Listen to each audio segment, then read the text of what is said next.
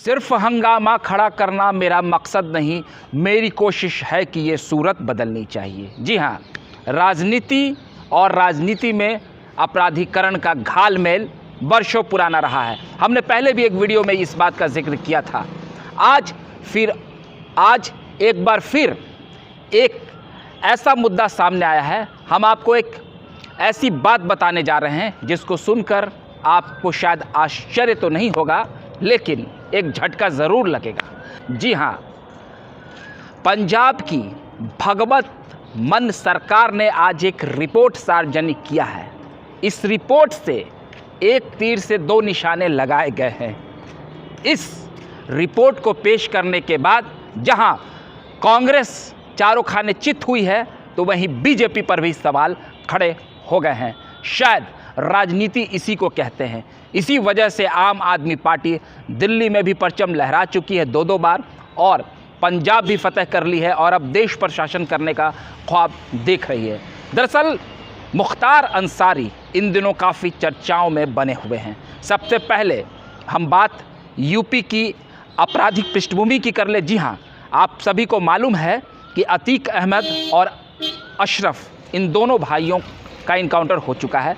उसके बाद मीडिया में अब मुख्तार अंसारी की खबरें चल रही हैं। ये भी यूपी का एक बहुत बड़ा गैंगस्टर है जो राजनीति में अपनी किस्मत आजमाने कूद पड़ा और फिर एक राजनेता भी बन गया है।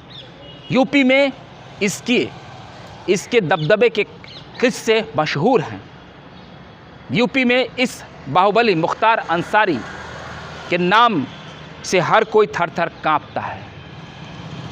योगी आदित्यनाथ के साथ भी इनका एक पुराना, आप कह सकते हैं, झगड़ा है जिसे हम सभी जानते हैं। तो यूपी में जिस तरीके से बातें निकल कर आ रही है इन दिनों कि वहाँ पर इतने गैंगस्टर क्यों निकलते हैं, दरअसल वो गैंगस्टर इसलिए निकलते हैं क्योंकि वहाँ पर जो सरकारी ठेकों का बाज़ार है वो काफ़ी गर्म होता है और उसमें करोड़ों करोड़ की उगाही होती है, और उस ठेके को लेने के लिए शूटर्स, गैंगस्टर और पता नहीं क्या क्या लोग एक्शन में रहते हैं। बहरहाल यूपी के इस गैंगस्टर की हम बात कर रहे हैं, लेकिन बात पंजाब की करेंगे।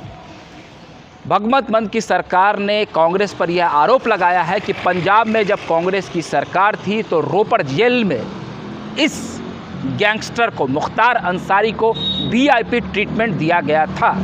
साथ ही उनके लिए केस लड़ने के लिए सरकारी वकील को सरकार के खर्च पर हायर किया गया था। ज़रा सोचिए क्या स्थिति और क्या परिस्थिति है। उस वक्त मुख्यमंत्री कैप्टन अमरिंदर सिंह थे, जो फिलहाल बीजेपी में आ चुके हैं। अब इन दोनों पार्टियों पर सवाल उठने लाजिमी है।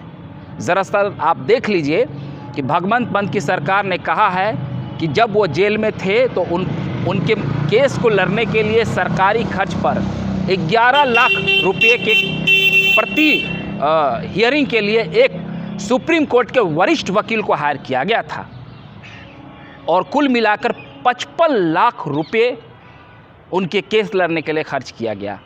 और जिस दिन हियरिंग डेट पर अगर सुनवाई नहीं होगी तो उस दिन भी उस वकील को 5 लाख रुपये देना तय किया गया था। साथ ही इसके अलावा पूरी वीआईपी सुविधा, सारी ट्रीटमेंट्स सरकार उन्हें दे रही थी। ये बहुत बड़ा सवाल कांग्रेस के ऊपर उठता है। जब कैप्टन अमरिंदर सिंह कांग्रेस में थे तो जाहिर सी बात है कांग्रेस आला कमान, पूरी कांग्रेस पार्टी, पूरी की पूरी कांग्रेस पार्टी के व्यक्तित्व पर पूरा सवाल उठता है कि ये कौन सी परिस्थिति है कि एक गैंगस्टर को सरकार के खर्च पर वकील दिया जाता है उससे सुनवाई करने के लिए। अगर दो दलों के बीच में आपसी रंजिश होगी, अगर बीजेपी और कांग्रेस में एक आपसी रंजिश होगी, तो उसका खामियाजा समाज को भुगतने पर क्या विवश किया जाएगा, ये एक बड़ा सवाल है। दरअसल योगी आदित्यनाथ को इस गैंगस्टर को पर कार्रवाई करने के लिए उसके बाद सुप्रीम कोर्ट का दरवाज़ा खटखटाना पड़ा, और जब सुप्रीम कोर्ट ने हस्तक्षेप किया तो 2021 में फिर इस गैंगस्टर को यूपी के जेल में लाया गया। ज़रा सोचे किस तरीके से अपराधियों को संरक्षण देने का एक पुराना इतिहास कांग्रेस पार्टी पर रहा है। बीजेपी लगातार उन पर सवाल खड़े करती रहती है, मगर इस बार तो हद ही हो गई। भगवत मान जो मुख्यमंत्री हैं पंजाब के, उनके ओएसडी ने बताया कि इस तरह की घटनाएं थी।